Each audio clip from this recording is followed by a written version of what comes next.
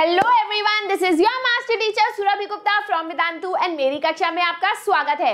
Welcome to today's session, जहां पर हम लोग डिस्कस करने वाले हैं the NCERT and in text question solutions from the chapter electoral politics. Electoral politics का चैप्टर मैंने बहुत बढ़िया तरीके से इस चैनल पे पढ़ा दिया है। अगर आपने अभी तक नहीं देखा है तो प्लीज देख लो गाइज, उसका लिंक जो है आपको डिस्क्रिप्शन बॉक्स में मिल जाएगा।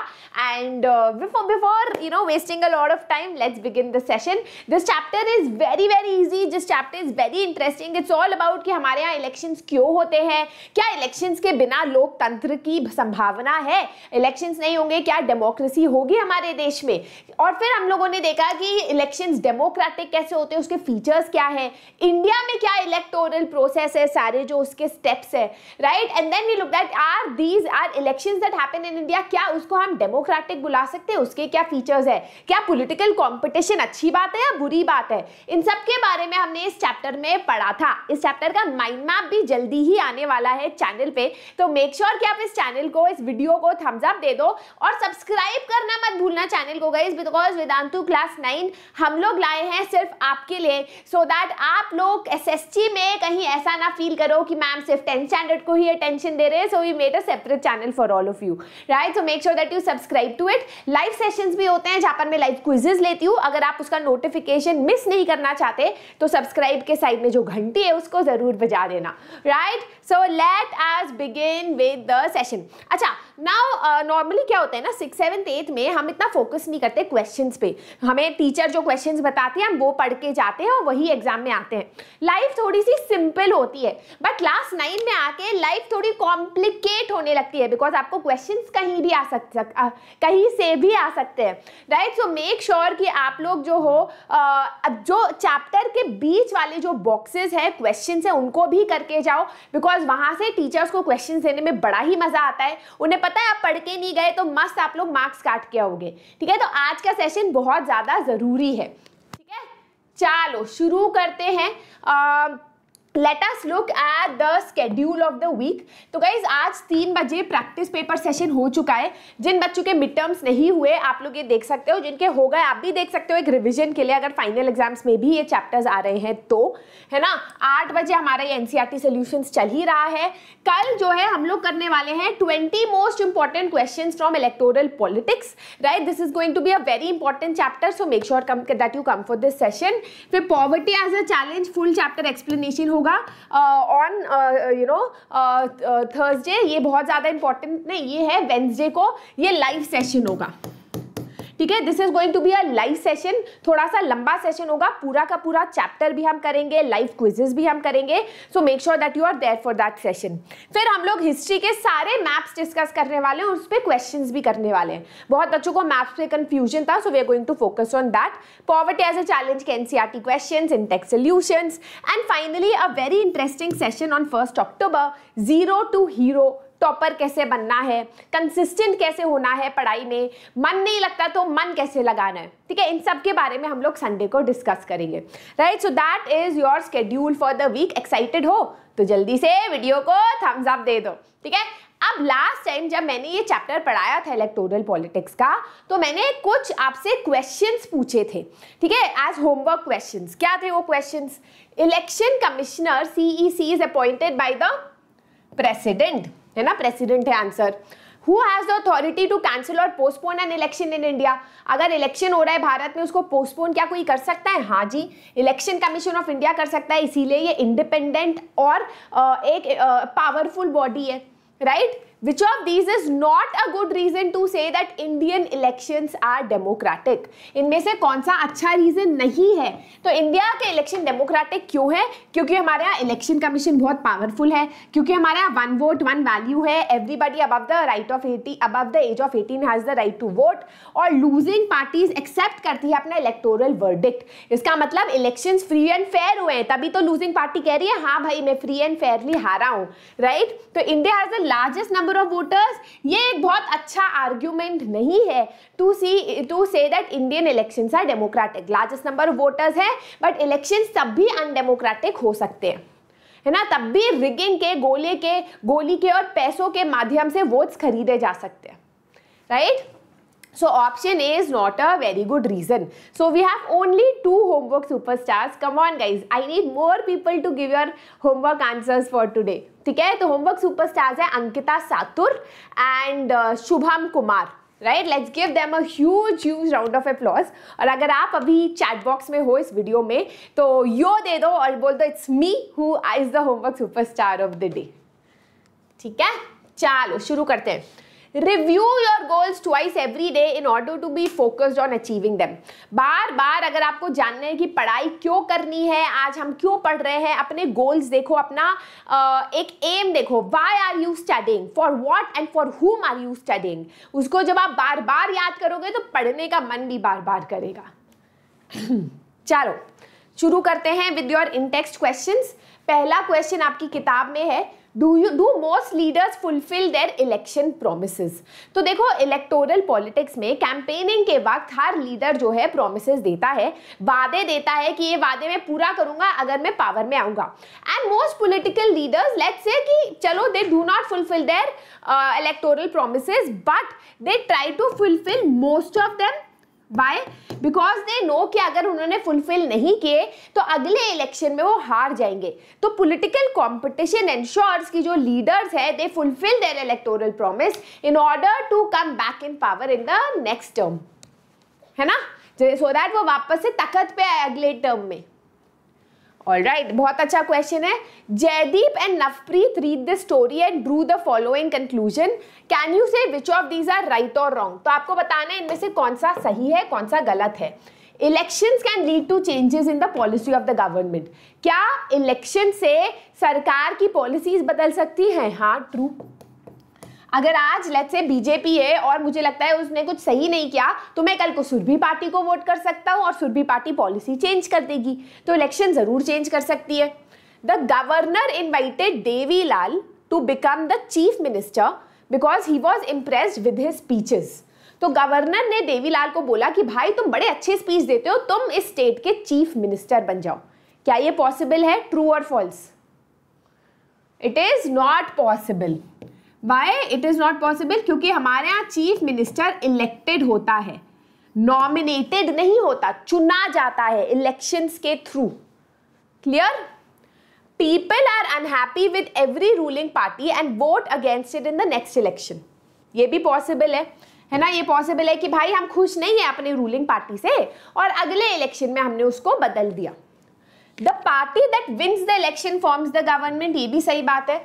जो पार्टी इलेक्शन को जीतती है, सबसे ज्यादा बहुमत उसके पास होती है, वो सरकार बनाती है.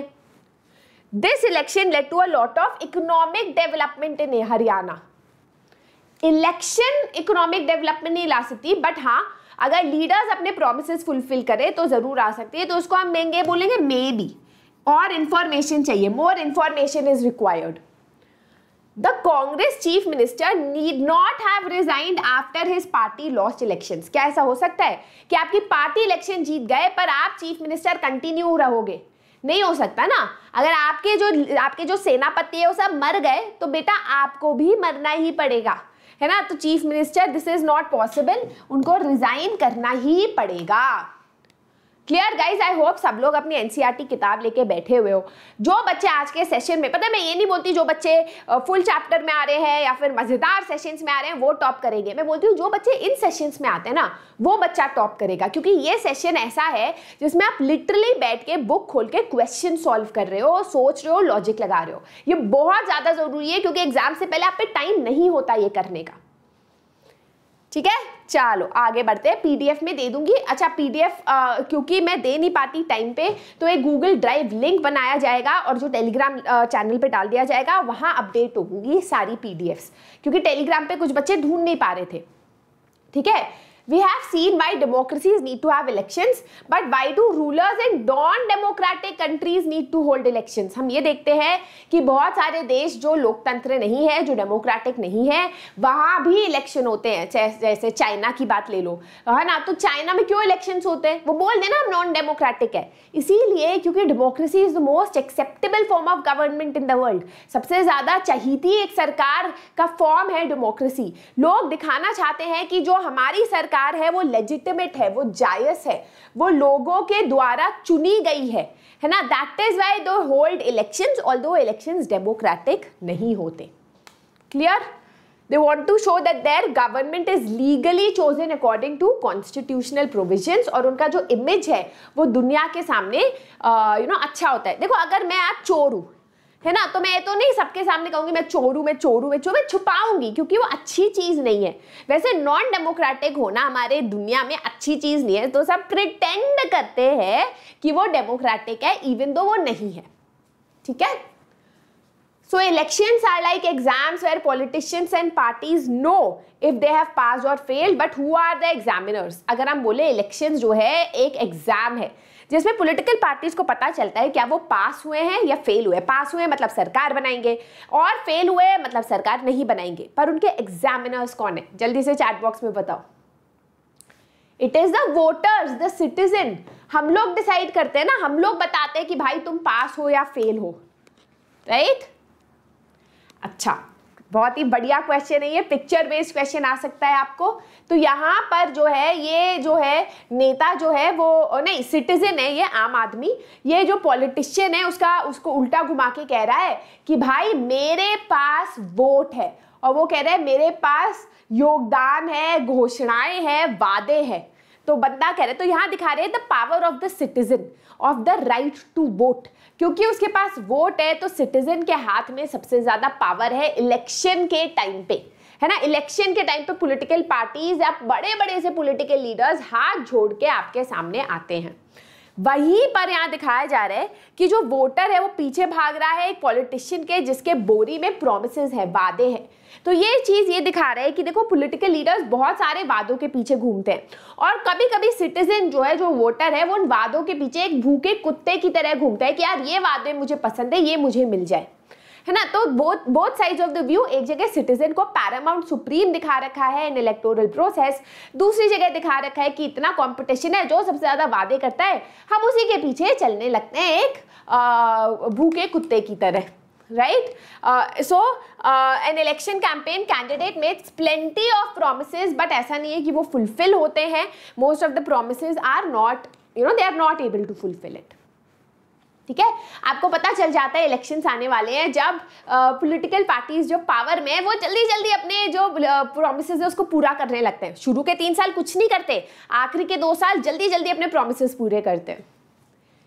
Like in panchayat, should we not have at least 1/3 seats in the parliament and assembly reserved for women?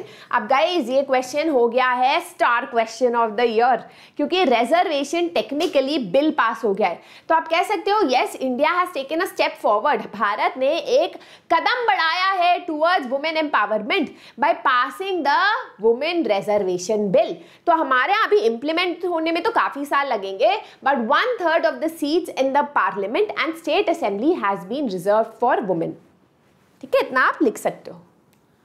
Alright, चलो आपको ये इंडिया का मैप दे रखा है, इसमें जो है इंडिया अलग अलग कॉन्स्टिट्यूएंसीज में डिवाइडेड है।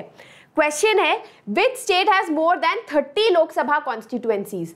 तो कौन से स्टेट में 30 लोकसभा कॉन्स्टिट्यूएंसीज है? तो अगर आप यहाँ पर देखोगे, यहाँ पर आप बुक में, आई एम श्योर आप लोग बुक में खोले हुए हो, अगर आपको यहाँ नहीं भी दिख रहा है तो यहाँ मोर देन 30 कॉन्स्टिट्यूएंसीज है। बिहार, ठीक है, उसके बाद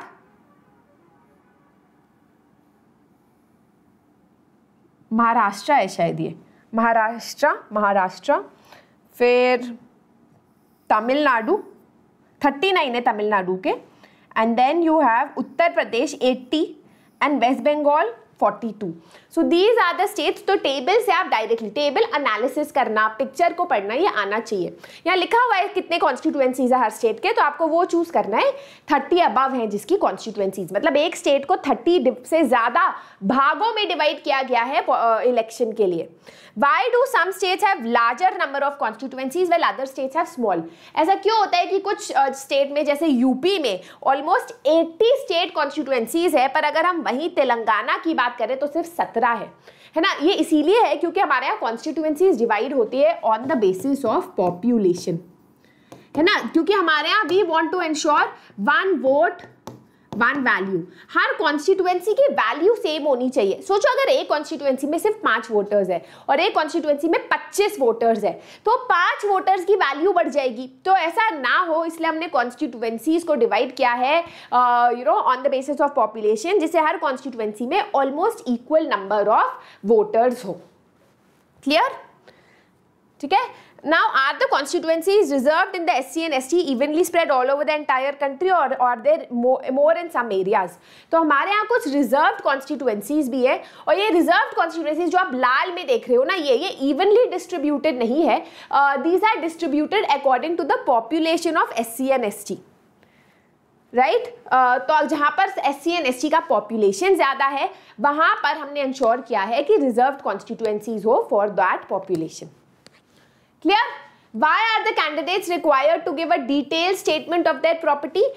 तो in order to ensure कि जो मनी और मसल पावर है जो इंडिया के इलेक्शन में काफ़ी ज़्यादा होती थी, जो कैंडिडेट्स थे वो अपना पैसा यूज़ करते थे, अपना बंदूक यूज़ करते थे, क्रिमिनल जो अपने क्राइम्स थे उसको छुपा के इलेक्शन लड़ते थे, जिससे ये ना हो हमारे यहाँ सुप्रीम कोर्ट ने एक ऑर्डर पास किया था where candidates have to file an affidavit. Affidavit क्या होता है?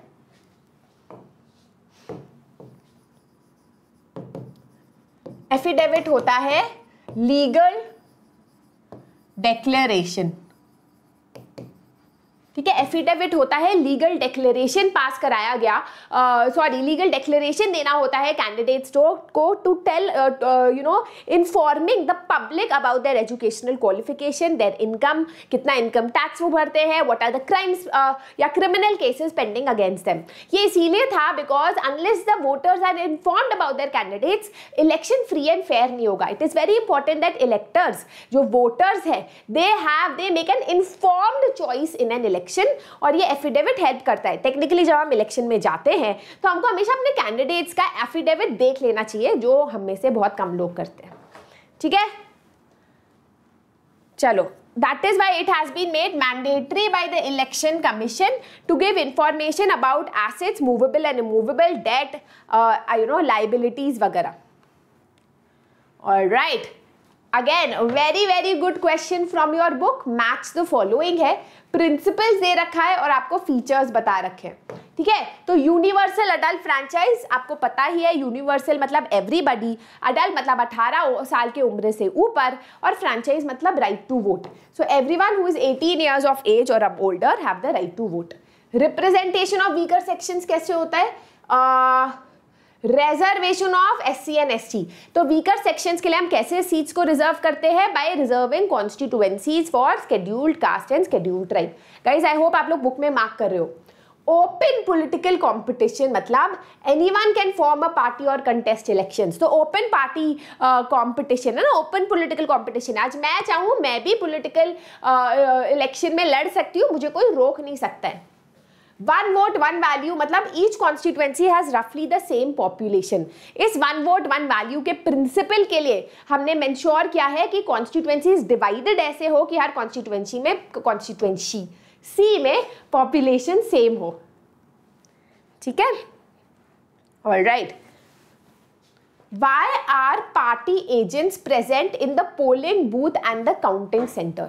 जब इलेक्शन होते हैं तो हम देखते हैं कि जब पोलिंग होता है, जब वोटिंग होता है तो हर पार्टी मेंबर का एक रिप्रेजेंटेटिव वहाँ बैठा होता है, चाहे वो बीजेपी हो, आम आदमी पार्टी हो, कांग्रेस हो, है ना. और जब काउंटिंग होती है तब भी वहाँ पर बैठे होते हैं. क्यों बैठे होते हैं? चाय पीने बैठे होते हैं, उनको कुछ मिल रहा होता है, स्पेशल लड्डू मिल रहा होता है? नहीं, बट टू एंश्योर कि जो काउंटिंग और पोलिंग है वो फ्री और फेयर तरीके से हो.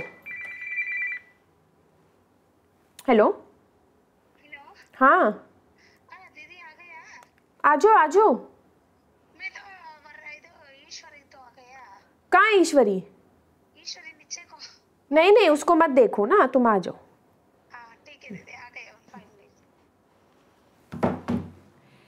हे guys, sorry I had to pick up that call क्योंकि वो मेड का था और अगर मेड नहीं होगी तो खाना नहीं होगा, है ना, प्रॉब्लम हो जाएगी. Anyway, so continuing the session.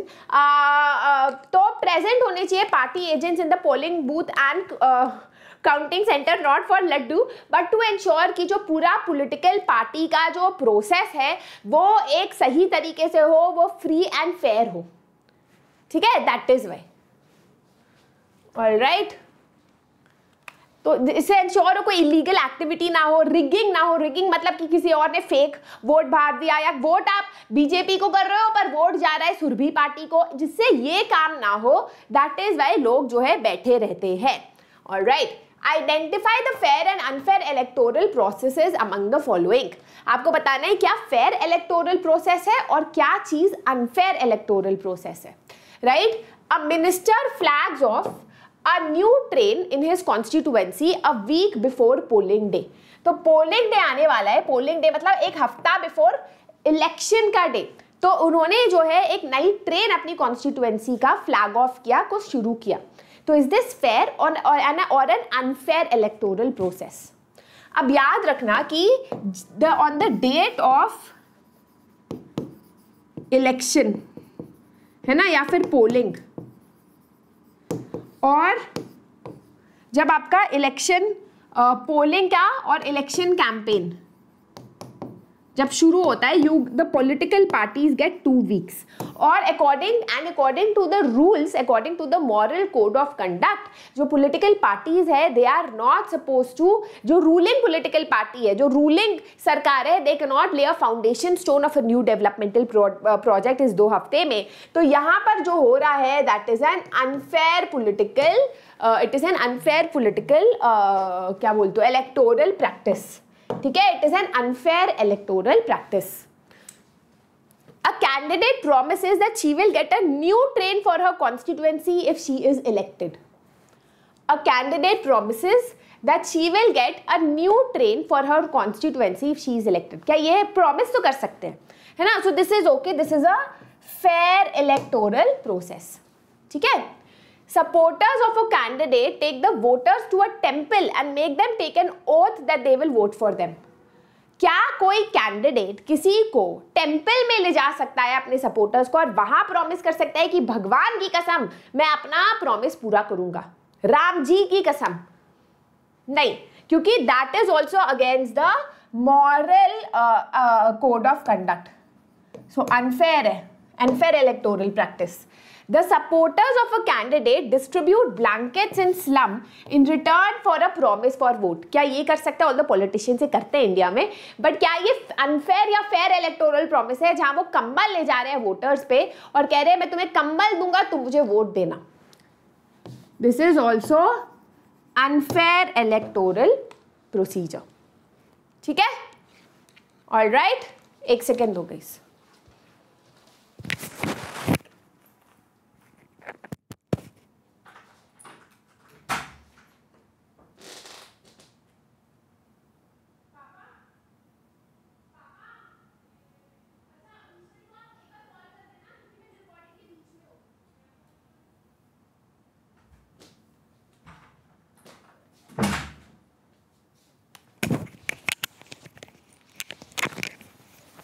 Alright, sorry guys, sorry.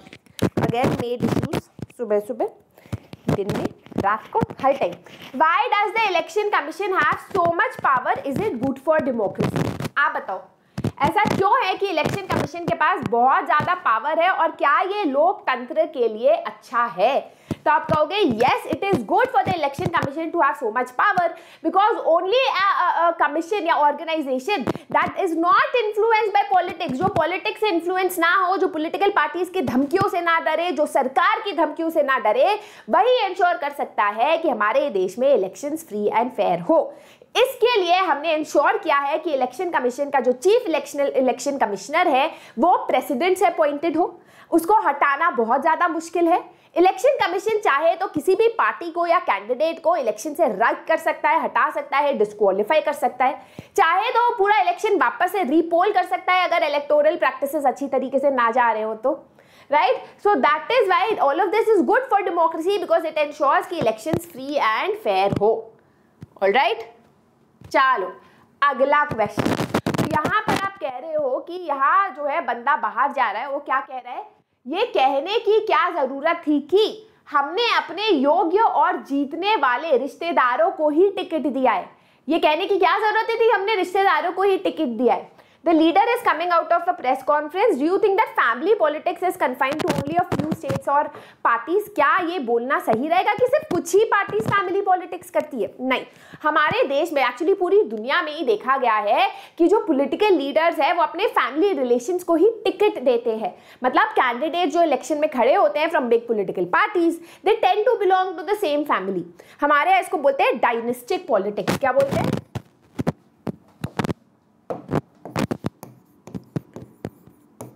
Dynastic politics, है ना। तो ये बहुत ज़्यादा गलत बात है, ये बहुत ज़्यादा बुरी बात है। It is found in almost every state and party in India. ठीक है, अगला क्वेश्चन। नोट दे रखा है, नोट की फोटो है। वन मतलब सबसे ज़्यादा जिन्होंने नोट बांटे वो उन्होंने सरकार बनाई। फिर सेकंड जिन्होंने नोट बांटे वो ऑपोजिशन पार्टी। फिर तीसरा जो है पार्टी जो आया है उसने कम नोट बांटे। तो यहाँ पर ये इमेज आई थी in the context of Latin America. Does this apply to India and other democracies in the world?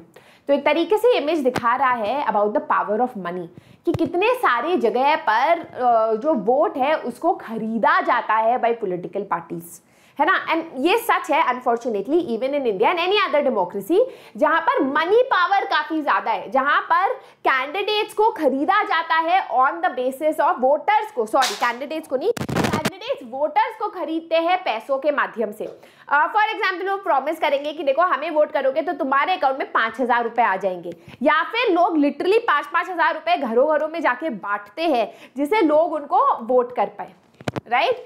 So this cartoon is applicable because we have a concept of buying of votes. Although election commission ने specifically बोला है कि 2 लाख रुपए से ज्यादा खर्च नहीं होना चाहिए for parliamentary elections, लेकिन हमें पता है कि जो rich candidates और rich political parties है, they spend a lot more money on elections in buying people's votes, है ना, एक तरीके से by incentivizing them कि भाई हम तुम्हें टीवी देंगे, रेडियो देंगे, हमें वोट करो, और उस तरीके से मनी पावर डेफिनेटली यूज होता है हमारे देश में।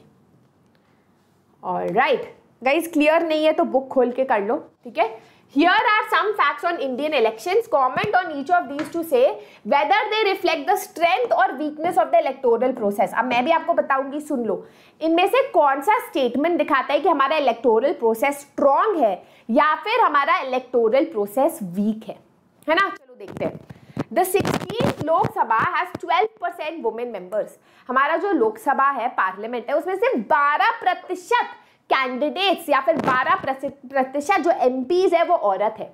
Is this showing the strength of India's electoral process या वीकनेस?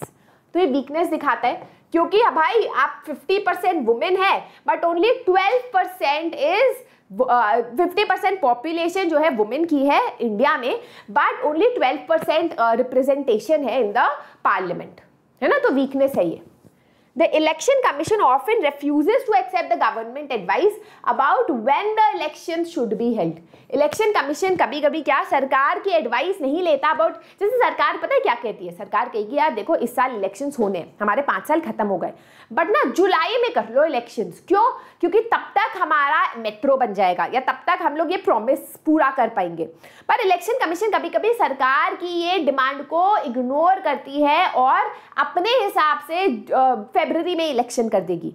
तो does this show the strength of the electoral process या वीकनेस? बताओ। It shows the strength. Why does it show the strength? क्योंकि यहाँ पर दिखाया जा रहा है कि इलेक्टोरल प्रोसेस जो आपका इलेक्शन कमीशन है वो कितना स्ट्रॉन्ग है, वो एज एन इंडिपेंडेंट बॉडी कैसे काम करता है, right. So it shows the strength of the election commission. The 16th Lok Sabha has more than 440 members whose assets are more than ₹1 crore. हमारे यहाँ जो लोकसभा है उसमें 440 मेंबर्स है जिनके पास 1 करोड़ रुपए से ज्यादा एसेट्स है, पैसा है, प्रॉपर्टी है। तो ये गाइस ये एक तरीके से वीकनेस दिखाता है, क्योंकि दैट मीन्स हमारे देश में सिर्फ जो अमीर कैंडिडेट्स हैं वो ही पॉलिटिकल इलेक्शंस जीत पा रहे, इलेक्टोरल पॉलिटिक्स जीत पा रहे। बाकी जो गरीब कैंडिडेट्स हैं मे बी वो लोगों तक नहीं पहुंच पा रहे, या फिर वो they are not able to represent the country, right. After losing an election the chief minister said I respect the people's verdict. हारने के बाद चीफ मिनिस्टर ने बोला कि I accept the people's verdict. It is the strength. ये अच्छी बात है, ये स्ट्रेंथ है, ये दिखाता है कि हमारा जो इलेक्टोरल प्रोसेस है वो फ्री है, वो फेयर है। देखो अगर आज आप खेल रहे हो, आप और आपका भाई खेल रहे हो, अब उसने कुछ चीटिंग की तो आप क्या कहोगे, बोर्ड जो है उसके मुंह पे फेंकोगे और कहोगे चीटिंग नहीं करने का, है ना। बट अगर आप उसने नॉर्मली खेला, अच्छी तरह खेला, तो और वो आप हार गए तो आप कहोगे हाँ यार मैं हार गया, है ना। अगर आप बोल रहे हो उसका मतलब आप मानते हो कि पूरा गेम फ्री एंड फेयर आप हारे हो। तो यहाँ पर ये अच्छी बात है क्योंकि ये दर्शाता है कि हमारा इलेक्टोरल प्रोसेस जो है वो काफी स्ट्रॉन्ग है, ठीक है। So these were the important in text questions, ठीक है, जो हमने आज किए। मेक श्योर गाइस आप बुक खोल के जरूर ये कर लेना, डायरेक्ट टू डायरेक्ट आपके एग्जाम में ये क्वेश्चंस आ सकते हैं। अब we are going to move on to NCERT questions of the same chapter. Civics की अगर मैं बात करूं, out of all the 4 subjects these have the toughest question, क्योंकि बहुत ज्यादा एनालिटिकल क्वेश्चन है आपकी बुक के अंदर ही। तो अगर आपको, जैसे आप 10th में जाओगे आप कॉम्पिटेंसी बेस्ड क्वेश्चन ज्यादा करने लगोगे क्योंकि बोर्ड एग्जाम्स में आने लगे हैं, तो इसी टाइप के क्वेश्चंस को हम कॉम्पिटेंसी बेस्ड क्वेश्चन बोलते हैं, जिसमें आपने चैप्टर पढ़ लिया और फिर आप अपना दिमाग लगा रहे हो आंसर करने के लिए, रट के नहीं लिख रहे हो, है ना। तो make sure that you keep practising such questions. चलो एनसीईआरटी क्वेश्चंस करते हैं। Which of the following statement about the reason for conducting election are false? इनमें से कौन सा स्टेटमेंट अबाउट कंटेस्टिंग इलेक्शंस गलत है? Elections enable the people to जज the performance of the government, ये तो सही बात है। इलेक्शंस होते हैं तो हम एक तरीके से सरकार के परफॉर्मेंस को जज कर रहे हैं, हमें अच्छी नहीं लगी तो भाई निकलो यहाँ से। People select the representative of their choice in an election, ये भी सही है, हमको जो प्रतिनिधित्व अच्छा लगता है हम उसको चुनते हैं। Elections enable the people to evaluate the performance of the judiciary, क्या ये सही है? क्या हम जुडिशरी के परफॉर्मेंस को इवैल्यूएट करते हैं? तो यहां पर वी विल क्रॉस की नहीं, हम जुडिशरी के परफॉर्मेंस को तो इवैल्यूएट नहीं करते। People can indicate which policies they prefer, ये भी सही है, हम बता सकते हैं हमें कौन सी पॉलिसीज अच्छी लगती है। ये क्लियर क्वेश्चन था, मजा आया? यो दे दो चैट बॉक्स में मजा आया इस क्वेश्चन को करके। तो Which of these is not a good reason to say that Indian elections are democratic? इनमें से कौन सा जो है अच्छा रीजन नहीं है? गाइज ये वाला क्वेश्चन हमने होमवर्क क्वेश्चन की तरह दिया था लास्ट टाइम, देखते हैं अगर आप लोग आंसर कर पाए।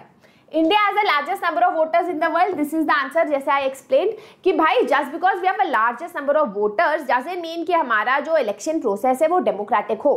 चाइना में भी बहुत ज्यादा वोटर्स है, इतनी ज्यादा पॉपुलेशन है, बट डेमोक्रेटिक तो नहीं है ना उनका election process, right? So that is your answer. चलो match the following, my favorite. I love doing match the following. ऐसे babies. Okay, let's start. It is necessary to keep the voters list up to date because क्यों जरूरी है कि हम voter list को up to date रखें?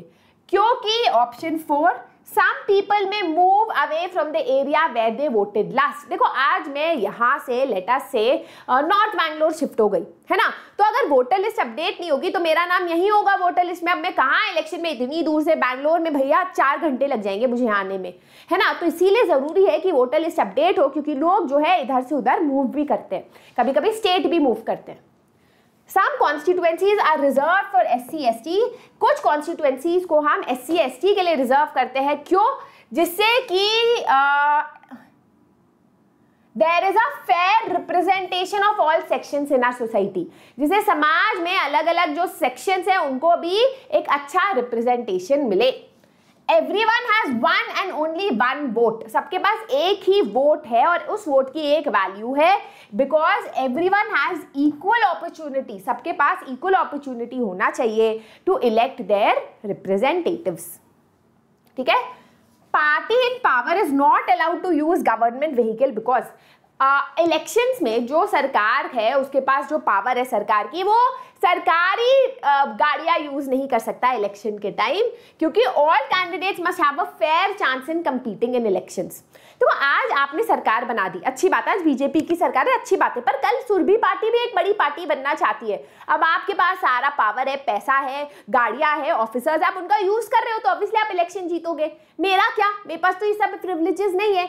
तो जरूरी है कि इलेक्शन कमीशन सबको एक लेवल प्लेइंग फील्ड दे, मतलब सब लोग एक ही लाइन पे खड़े हो इलेक्शन के टाइम। ऐसा नहीं कि कुछ लोगों के पास ज्यादा पावर और ज्यादा पैसा होता है, बट ऐसा लीगली नहीं होना चाहिए। All right, list all the different election related activities। तो यहाँ पर आपको इलेक्शन रिलेटेड एक्टिविटीज दी गई है और आपको उसे लिस्ट करना है इन ऑर्डर। तो देखते हैं आप लोग कर पाते हो और नहीं। 1 2 3, 4, 5, 6, 7, 8, 9. I'm going to give you guys 2 minutes करके दिखाओ. 2 मिनट मैं आपको दे रही हूँ, करके दिखाओ.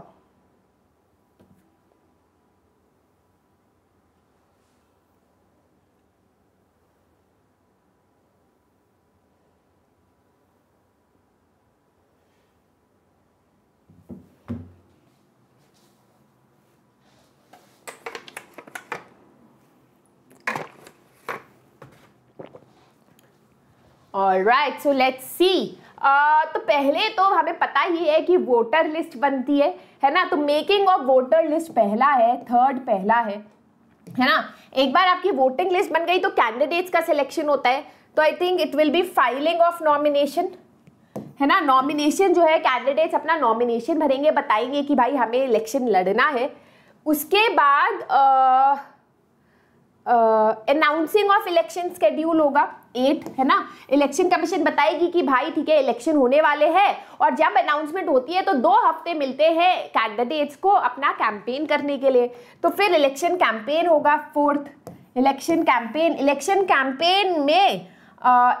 कैंपेन में इलेक्शन मैनिफेस्टोज होंगे. जो पार्टीज है, मैनिफेस्टो मतलब लिस्ट ऑफ प्रोमिसेस और पॉलिसीज एंड प्रोग्राम्स. तो पॉलिटिकल पार्टीज अपने प्रोग्राम्स और पॉलिसीज की लिस्ट देंगे कि हमको ये, हम लोग ये पूरा करेंगे, है ना.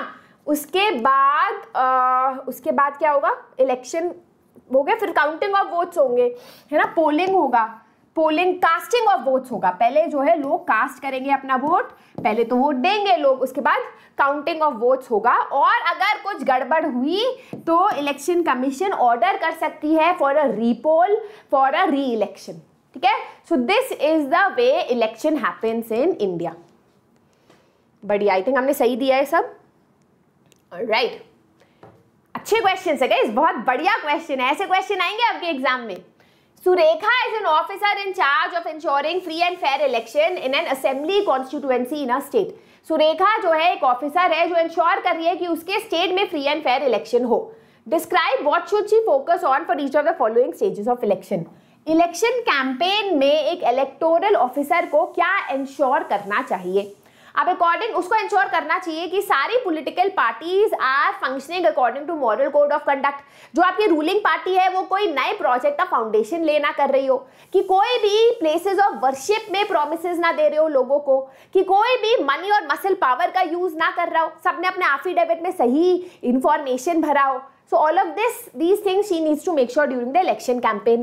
पोलिंग डे के टाइम उसको, जिस दिन इलेक्शन हो रहा है उस दिन उसको क्या ध्यान में रखना चाहिए कि जब पोलिंग है तो सारे जो पॉलिटिकल पार्टीज के रिप्रेजेंटेटिव्स हैं वो पोलिंग बूथ पे हो, टू एंश्योर कोई रिगिंग नहीं है, पूरा प्रैक्टिस फ्री एंड फेयर है, किसी को बंदूक के या फिर डर के बेसिस पे वोट नहीं कराया जा रहा हो, फेक वोट्स ना हो रहे हो, you know, all of that she can ensure. Counting day पे भी सारे पॉलिटिकल पार्टीज के रिप्रेजेंटेटिव्स होने चाहिए. काउंटिंग एक सही तरीके से होना चाहिए, जो भी पार्टी जीते उस पार्टी को सेलिब्रेट करना चाहिए, but in a peaceful manner, provoking manner नहीं कि भाई रायट्स हो जाए. राइट. तो एक एक्चुअली इलेक्शन ऑफिसर के काफी सारे ड्यूटीज होते हैं. As I told you, they need to make sure कि 10 लाख रुपए से ज्यादा ना हो, प्लेसेस ऑफ वर्शिप पे ना हो, वगैरह वगैरह. पोलिंग डे पे polling is done in a peaceful manner, कोई बोगस वोट कास्ट ना हो रहा हो, पुलिस अरेंजमेंट हो एवरी बूथ पे, और बैलेट बेसिस सेंटर पे आराम से सेफली पहुंच जाए. काउंटिंग डे पे एज आई टोल्ड यू भाई पुलिस अरेंजमेंट हो, काउंटिंग अच्छी तरीके से हो, पार्टी मेंबर्स के रिप्रेजेंटेटिव्स हो. ठीक है, आई हैव ऑलरेडी एक्सप्लेन्ड. नजर आ रहा है ना, समझ आ रहा है ना. आ रहा है तो वीडियो को थम्स अप दे दो, फ्री का थम्स अप, और सब्सक्राइब मत करना भूलना गाइस चैनल को. चलो, the table below gives the proportion of different communities among the candidates who won elections to the US Congress. तो यूएसए की बात हो रही है. यहाँ पर आप देखोगे कि पॉपुलेशन 13% है ब्लैक्स की, बट रिप्रेजेंटेशन 8% है. वही हिस्पैनिक जो मेक्सिको वगैरह से लोग आते हैं उनकी पॉपुलेशन 13% है, बट सिर्फ 5% रिप्रेजेंटेशन है. और 70% व्हाइट्स की और उनका रिप्रेजेंटेशन 86% है. तो यहाँ पर क्वेश्चन है हम क्या कर सकते हैं. तो यहाँ पर रिजर्वेशन होना चाहिए for communities like blacks and Hispanics, क्योंकि देखो पॉपुलेशन के प्रोपोर्शन में जो है लीडर्स होने चाहिए, है ना. तो यहाँ पर we need to have more representation from the Hispanic and black community. There is no reason for reservation for the whites, क्योंकि वो पहले से ही ओवर रिप्रेजेंटेटेड है, ओवर रिप्रेजेंटेटेड मत लिखो कुछ भी। चलो आगे, can we draw the following conclusion from the information given in this chapter. तो आप क्या ये कंक्लूजन निकाल सकते हो from everything that you have read in the chapter? Election commission of India does not have enough power to conduct free and fair election in India. ये false है। आप कहोगे नहीं, इलेक्शन कमीशन इन इंडिया के पास काफी ज्यादा power है to conduct free and fair elections, because it is an independent and powerful body. जो आपका चीफ इलेक्शन कमिश्नर है, it is appointed by the president and removing him is a difficult task. उसको हटाना एक बहुत ज्यादा मुश्किल काम है।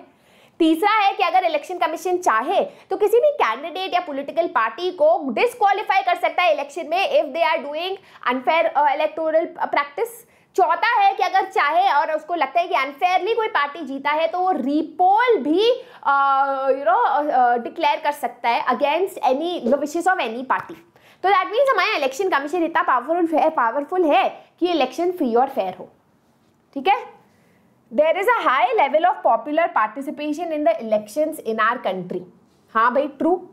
अगर आप डेटा देखो तो हमारे यहाँ काफी ज्यादा पॉपुलर पार्टिसिपेशन है पॉलिटिकल पार्टी इलेक्शंस में, है ना। We have seen that people in India, specially जो लोअर कास्ट के लोग हैं, SC हो गए, ST हो गए, गरीब लोग हो गए, वो बहुत ज़्यादा संख्या में पॉलिटिक्स में पार्ट लेते हैं, इलेक्शन में पार्ट लेते हैं, क्योंकि दे बिलीव कि वो इलेक्शन के थ्रू अपने जो वादे हैं, अपने जो कंसर्न्स हैं, अपने जो नीड्स हैं, उसको पूरा करा सकते हैं, है ना। चलो, it is very easy for the party in power to win an election. क्या हम ये कह सकते हैं? फॉल्स। वेरी इजी तो हम नहीं कहेंगे। हमारे यहाँ election process free and fair है। इसका मतलब जो भी रूलिंग पार्टी है उनके पास इक्वल चांस है to lose the election also. ठीक है।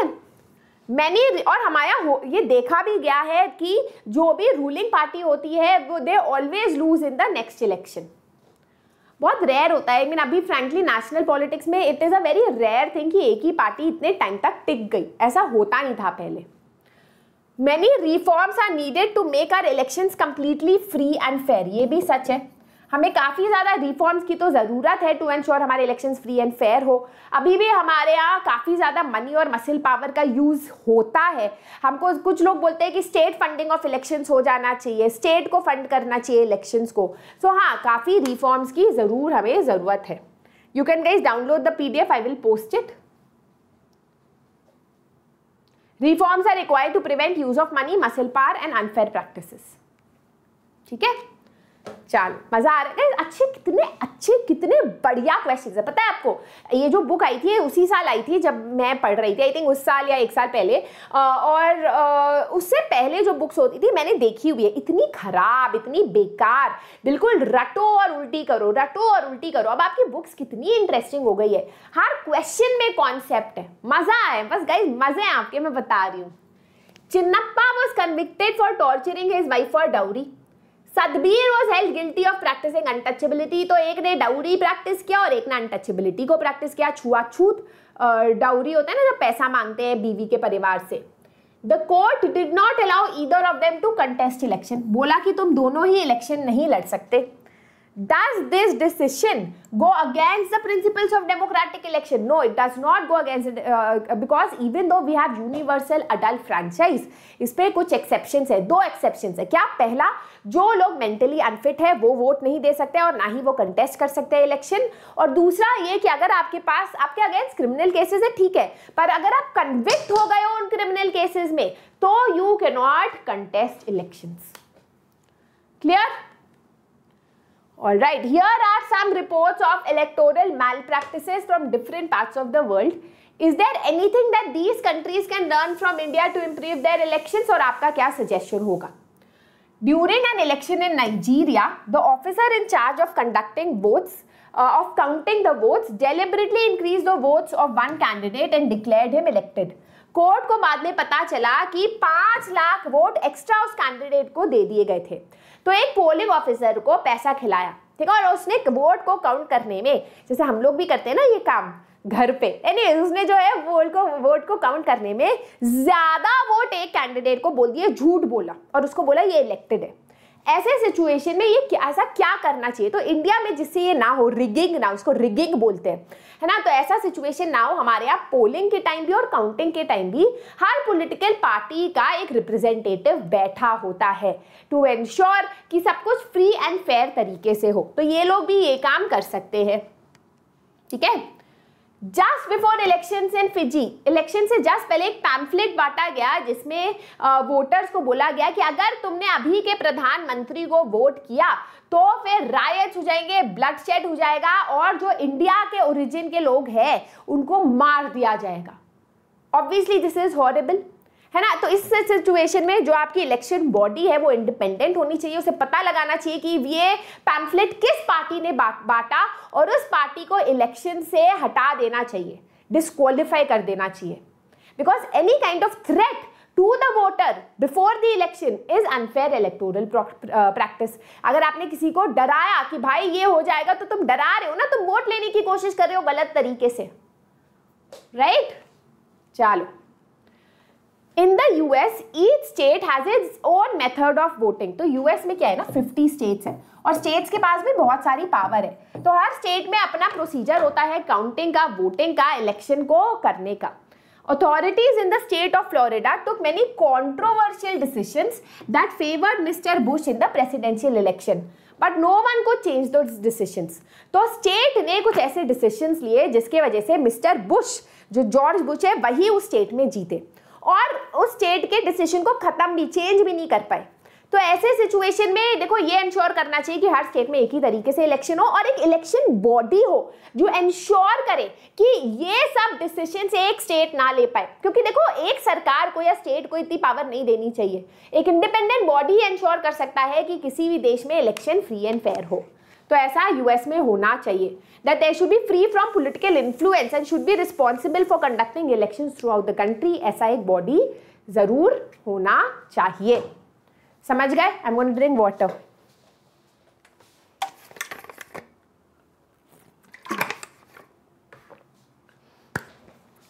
Here are some reports of malpractices in Indian election. Identify what the problem is in each case. What should be done to correct the situation. तो ये कुछ malpractices दिए गए हैं जो India में होता है। Following the announcement of election, the minister promised to provide financial aid to reopen the closed sugar mill.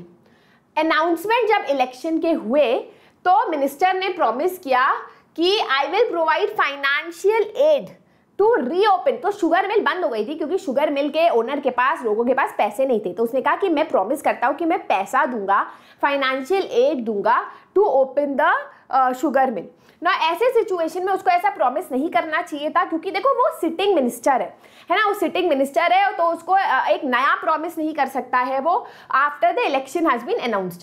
Secondly financial aid का प्रॉमिस किया है उसने, that is like bribing the voters, है ना, कि भाई तुम करोगे मैं तुम्हें पैसा दूंगी और तुम्हारा ये शुगर मिल खुल जाएगा, right. Opposition parties alleged that their statement and campaign was not given due attention in Doordarshan and all India radio. अब हमारे यहाँ स्टेट के दो मीडिया है, दूरदर्शन, ऑल इंडिया रेडियो, जो सरकार संभालता है।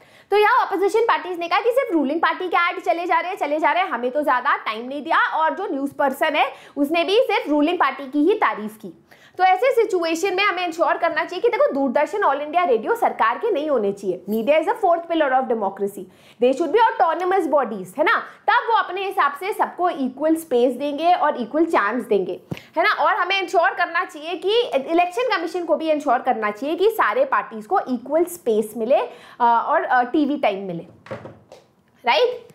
An inquiry by the Election Commission showed that electoral rolls of a state contains the name of 20 lakh fake voters।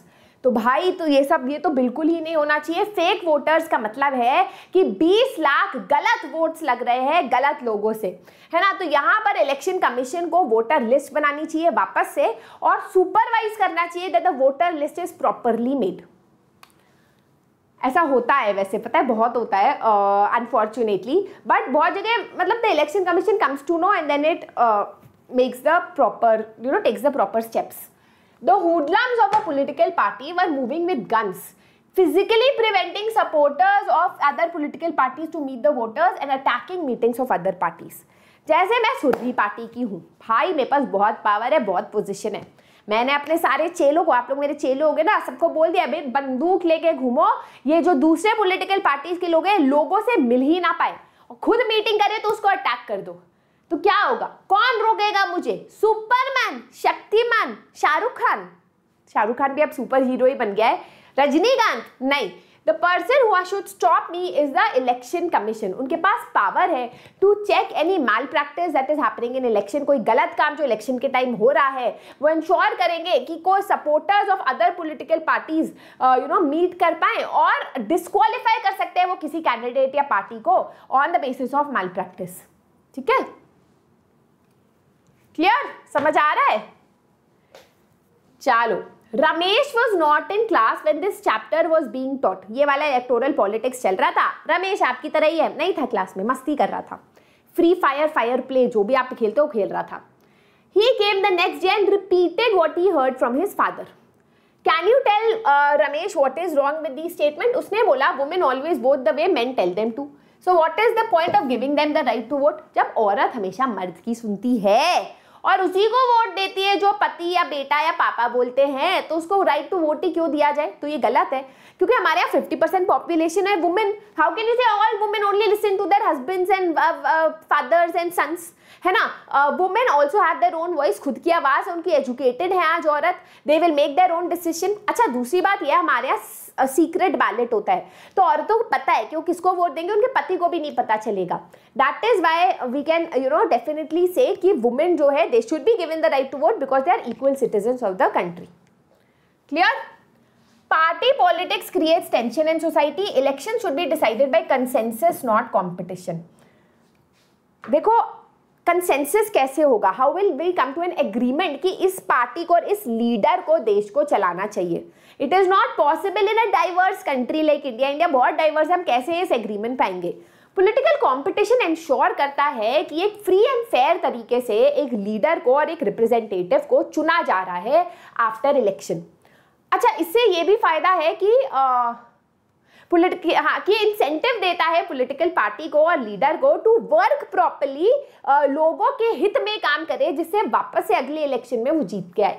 तो ज्यादा इंसेंटिव देता है, ज्यादा पुश देता है कि हाँ हमें लोगों के हित के लिए काम करना है। तो political competition is good. Only graduate should be allowed to stand as candidates for election, ये भी गलत है।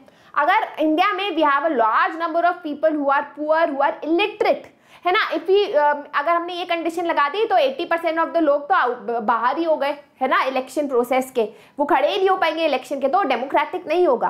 बाकी देश को चलाने के लिए पढ़ाई में तेज होना की जरूरत नहीं है, देश के प्रॉब्लम्स को समझना जरूरी है, right? That is right, to make it more democratic हमने ऐसा कोई क्वालिफिकेशन नहीं लगाया है। We are done guys. ये वाला चैप्टर में काफी ज्यादा क्वेश्चंस है। अगर मैं सिविक्स के सारे चैप्टर्स की बात करूं तो this is one of the most important chapters, क्योंकि ये वाले जो चैप्टर के कॉन्सेप्ट्स आपको समझ आ गए ना, कोई भी इलेक्शन हो कहीं भी हो, बड़े मजे से आप उस डिस्कशन में भी पार्ट ले सकते हो और 10th में भी आपको काम आएगा। जल्दी से आज का होमवर्क देख लेते हैं, जिसका आंसर आपको मुझे कॉमेंट सेक्शन में देना है। Elections in India for parliament and state legislature is conducted by which among the following is not correct? Election Commission cannot fix the election dates. Election Commission conducts all election for Parliament and Assembly. Election Commission directs and controls the preparation of electoral roll या voter list. The Election Commission does the scrutiny of nomination paper. इनमें से कौन सा statement गलत है? Which of the following does not include election procedure? इनमें से कौन सा प्रोसीजर, कौन सा जो एक्शन है वो प्रोसीजर में नहीं आता? Booth capturing, voting, nomination of candidates या कैनवसिंग? थोड़े से इनमें टर्म्स आपको याद। कैनवसिंग होता है कि पता करना कि भाई पॉलिटिकल पार्टीज पता करती है कि स्टेट में कैसे हमको अपना स्प्रेड करना है, पॉलिसीज देती है, लोगों को प्रोग्राम देती है। बूथ कैप्चरिंग का मतलब होता है कि किसी कोई वोटिंग हो रही है तो आपने उस बूथ को कैप्चर कर दिया और लोगों को आने नहीं दिया वोट करने के लिए। तो इनमें से कौन सी चीज अलाउड नहीं है, नहीं होता है प्रोसीजर में? I'll be posting the PDF as usual on the Telegram channel. You can also follow me on my Instagram surabhi_nerdalert. बात करने के लिए, हाय हेलो बोलने के लिए. Don't forget to give a thumbs up to this video. Subscribe to the channel and share this video with as many people as you can. Guys, याद रखना subscribe करना मत भूलना. ये चैनल हमने आपके लिए ही बनाया है. This is your master teacher Surabhi signing out. बताना जिंदगी में क्या चल रहा है in the comment section below. Bye bye.